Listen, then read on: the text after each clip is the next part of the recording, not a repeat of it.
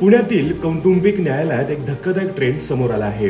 IT आणि corporate क्षेत्रातील उच्च शिक्षित जोडपी आता मोठ्या कौटुंबिक कारणांमुळे नव्हे तर घर खर्चाच्या हिशोबावरून थेट कोर्टात पोहोचत आहेत।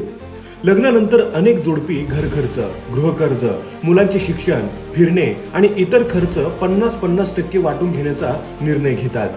सुरुवातीला ही व्यवस्था योग्य वाटत असली तरी परिस्थिती बदलल्यानंतर हाच हिशोब वादाचे मूळ ठरत असल्याचे चित्र दिसत आहे।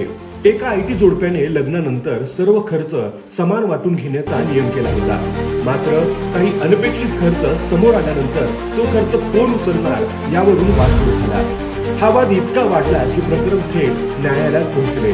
अशाच एका प्रकरणात प्रसूतीनंतर पत्नीचे उत्पन्न आणि आर्थिक योगदान कमी झाले।